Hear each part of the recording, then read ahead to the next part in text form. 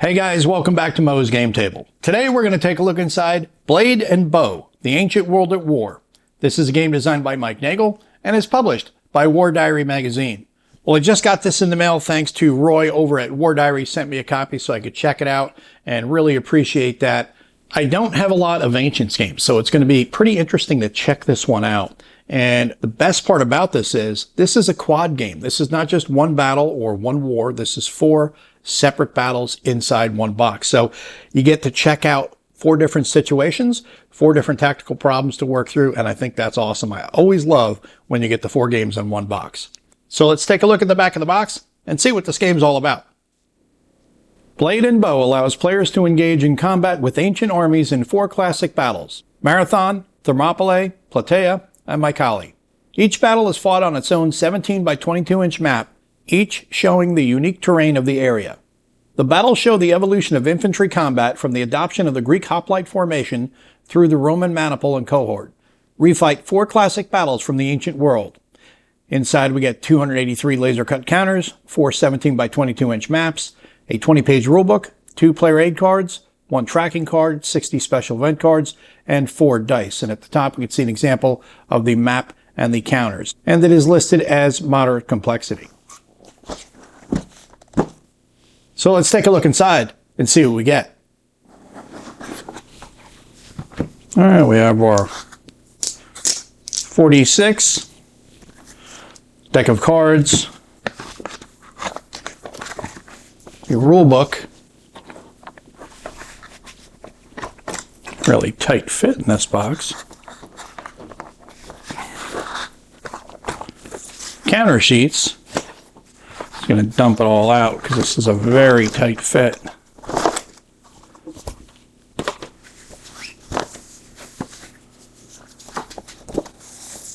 Player aids and our 4 maps. So let's set up the maps and take a closer look at the game. Now we'll take a look at the 4 maps that come with the game, starting off with the Battle of Plataea. Pretty much all open terrain on this one, and you'll see these crosses that are spread throughout the map. That's because this is not a hex map, this is a grid square map, and that's what those crosses there are going to define for you. Even though it is a grid square map, you are still going to be able to face in 8 different directions as indicated in the compass rose here. You're going to either be facing orthogonally or diagonally in each of those squares. That's how you're going to be moving your unit counters and then creating your formations from there as well. A couple of the terrain features on this map, we've got several roads, we've got some streams, we've got a river at the top. And along that river, we've got a bridge at the top right, and then we have 2 different fords that are going to be used to cross that river. You've got a camp down here, and then we've also got these 2 lines that go across the map here. That's going to be the slopes to differentiate the different terrain heights in the map.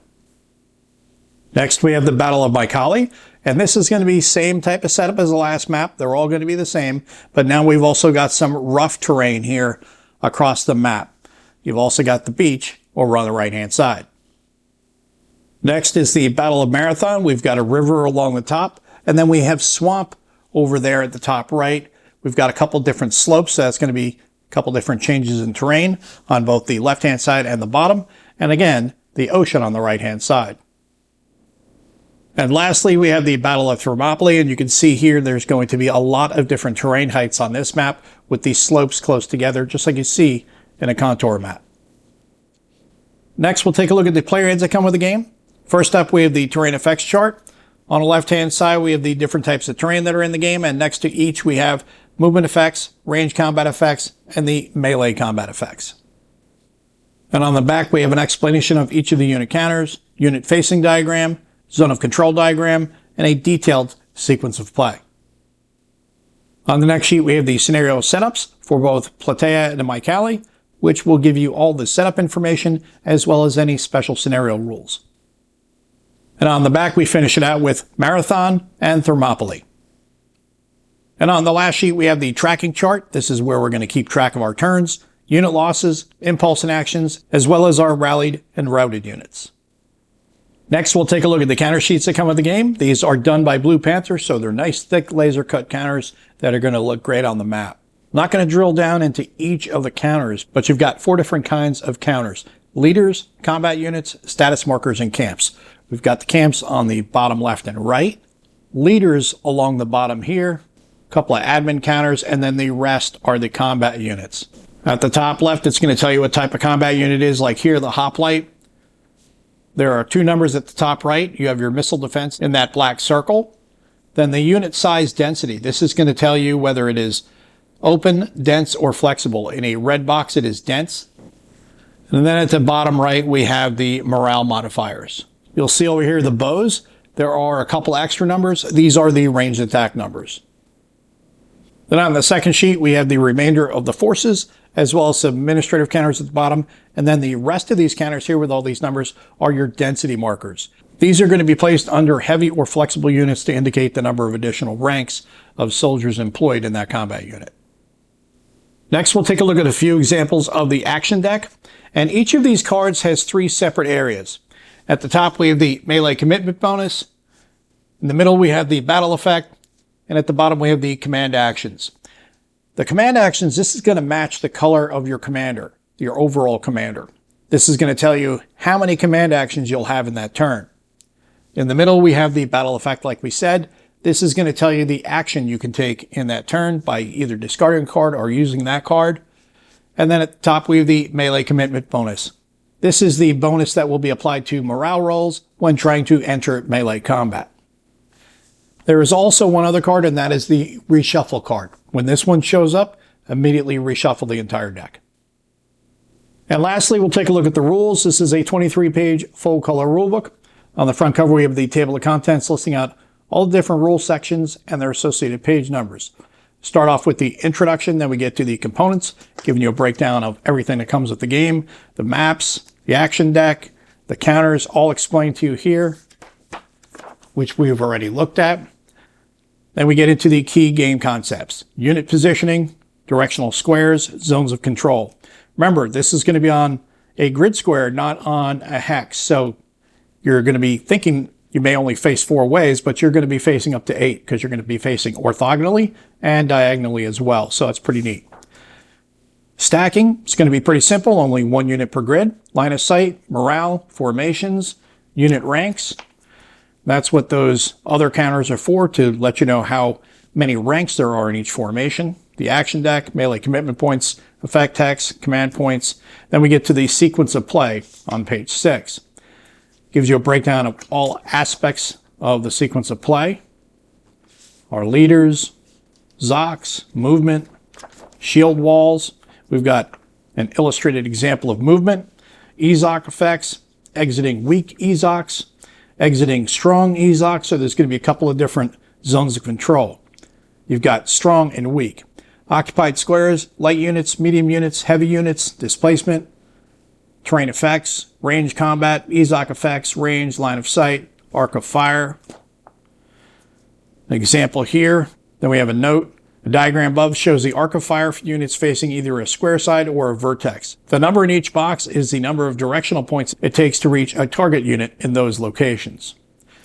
Resolving missile fire, attack strength, defense reduction, attack results, range fire limits. We get into melee combat, combat dice, which this is going to be kind of a buckets of dice game. So you're going to need up to 16 dice. It said at the beginning it comes with 4, but there's going to be quite a bit of dice chucking in this game, which is pretty neat if you like buckets of dice, which I do happen to like. Multiple attackers, disrupted units, event cards, resolving the melee, melee rerolls, leaders, applying hits, attacker, open. A few more text examples here. Traffic, routing, cavalry continuation, disruption, rally, camps, shield walls, and then we get to scenarios on page 17. And this is going to give you explanation of the setup, dense flexible steps with an example here, leaders, impulses, route level, special rules, and then we get into each of the different scenarios. So rules go to page 16. They start off about on page 6. So about 10 pages of actual rules. So not a very dense rule book, which is great. Platea, then Mike Halley, and then we have designer's notes here on the end from Mike Nagel. And then we are at the back of the rulebook. And that is a look at everything you get inside of Blade and Bow, The Ancient World at War. This is a game designed by Mike Nagel and is published by War Diary magazine.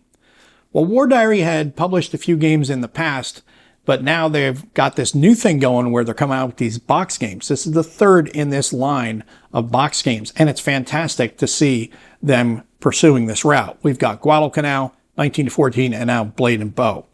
I really like the fact that they're doing that rather than trying to put out a magazine game with every issue. They're just sticking with creating really good quality box games. And this is definitely along those lines. Fans of Ancients are going to want to check this out. And even if you're not, or kind of a casual fan of Ancients, which is where I place myself, you've only got 10 pages of rules. So not a lot of rules to dig into, but you've got a quad here. You've got 4 separate battles in one box. So it's going to be great to experiment and learn a little bit more about ancient combat with this system. And then from there, if you want to dig in a little deeper, then you can go into the more complex systems. But this is going to be a great little sampler of 4 very interesting battles through history. So looking forward to checking this one out.